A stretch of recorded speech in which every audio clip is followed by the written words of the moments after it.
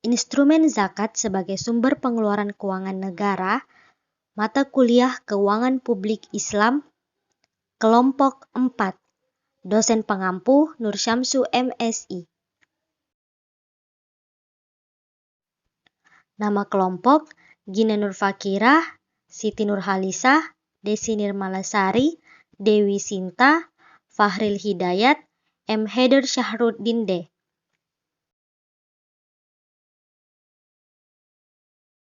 Zakat itu merupakan kewajiban bagi seluruh umat muslim, terutama kita yang di negara Indonesia yang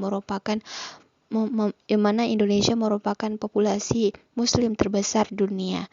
Nah, yang mana merupakan kewajiban yang didasarkan pada agama Islam.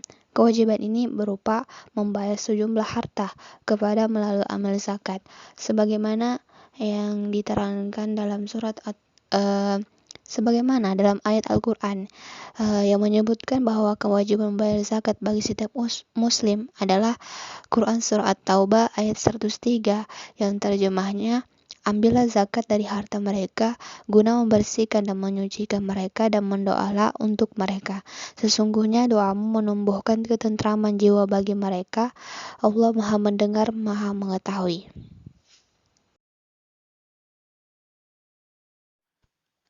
Yang pertama, zakat dalam perspektif pengeluaran negara.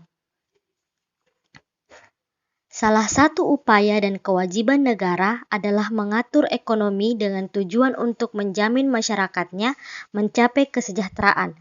Bakir Aisyadar melihat bahwa intervensi negara dalam kehidupan ekonomi sangat diperlukan untuk menjamin keselarasannya dengan norma-norma Islam tersebut.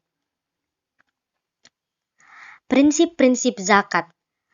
Yang pertama, prinsip keyakinan dalam beragama. Artinya bahwa orang yang membayar zakat merupakan salah satu bentuk manifestasi dari keyakinan dalam beragama. Yang kedua, prinsip pemerataan dan keadilan. Ini merupakan tujuan sosial dari zakat, yaitu melakukan distribusi kekayaan yang telah diberikan Allah lebih adil dan merata kepada sesama manusia.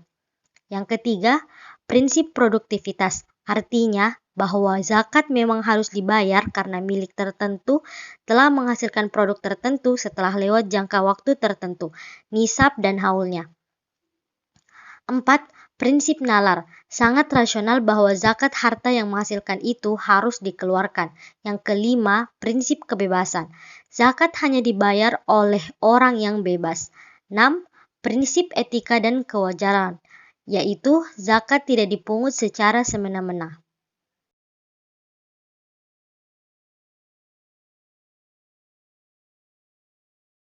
Pendapatan dan pengeluaran dalam ekonomi Islam salah satunya diatur melalui mekanisme zakat. Tujuan utama dari kegiatan zakat berdasarkan sudut pandang sistem ekonomi pasar adalah menciptakan distribusi pendapatan menjadi lebih merata.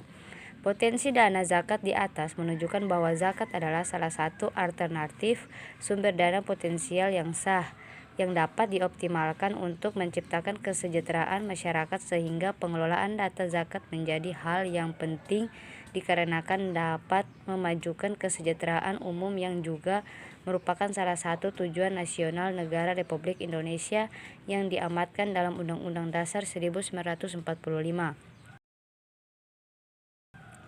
Pendayaan zakat pada UU RI nomor 23 pasal 27 ayat 1, 2, 3, yaitu yang pertama, zakat dapat didayagunakan untuk usaha produktif dalam rangka penanganan fakir miskin dan peningkatan kualitas umat. 2. Pendayagunaan zakat untuk usaha produktif sebagaimana dimaksud pada ayat 1 dilakukan apabila kebutuhan dasar mutahik telah terpenuhi. 3. Ketentuan lebih lanjut mengenai pendayagunaan zakat untuk usaha produktif sebagaimana dimaksud pada ayat 1 diatur dengan peraturan menteri. Season kedua mengenai kewajiban pengeluaran negara bagi 8 asnaf, di mana 8 asnaf atau golongan yang berhak menerima zakat yaitu antara lain fakir miskin, panitia, mu'alaf, rikab, Gharim, Fisabilillah, dan Ibnu Sabil. Bagian ketiga, Sektion, ketentuan penyaluran zakat untuk 8 asnaf. Pengalokasian pengeluaran yang bersumber dari pendapatan zakat di Indonesia dipertunjukkan kepada asnaf meliputi yang pertama, orang fakir, bantuan uang tunai bulanan, bantuan hari raya dan akhir tahun, bantuan modal perniagaan, bantuan bencana alam atau serta-merta, bantuan tambang kendaraan, bantuan kesehatan. Yang kedua, orang miskin. Bentuk penyaluran bagi golongan miskin sama dengan penyaluran bagi golongan fakir. Yang ketiga, amil zakat. Bentuk penyalurannya berupa bayaran yang diberikan kepada amil-amil di seluruh negara sebagai upah atas tugas mereka. Pengalokasian pengeluaran yang bersumber dari pendapatan zakat di Indonesia dipertunjukkan kepada asnaf meliputi mualaf. Bentuk penyalurannya yaitu bagi yang berumur 14 tahun 7 bulan ke atas diberikan uang tunai dan dalam bentuk peralatan seperti buku, sajadah, songkok, dan lain-lain. Yang kedua, al-gharimin.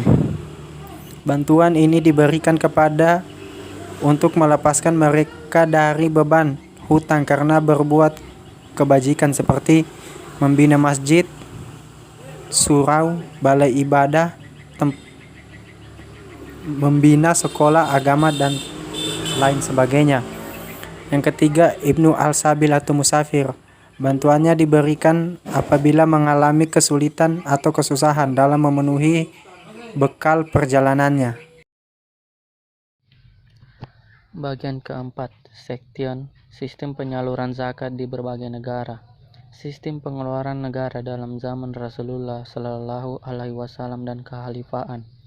Pada masa Rasulullah, belum dibentuk lembaga resmi yang mengatur pengeluaran zakat. Namun, untuk mempermudah mekanisme pemungutan dan penyaluran zakat, Nabi mengangkat petugas khusus yang dikenal sebagai amil. Amil pada masa Rasulullah Shallallahu Alaihi Wasallam ada dua macam, yaitu amil yang tinggal di dalam kota Madinah dan amil yang tinggal di luar kota Madinah. Sistem pengelolaan zakat kontemporer di negara Muslim. Program pendistribusian zakat kontemporer saat ini dilakukan dalam bentuk pemberian beasiswa kepada peserta didik miskin, seperti yang dilakukan Yayasan Dompet Duafa, atau dalam bentuk lain yang tujuannya memang ingin memfasilitasi kelompok-kelompok masyarakat miskin dalam beragam dimensi yang ada.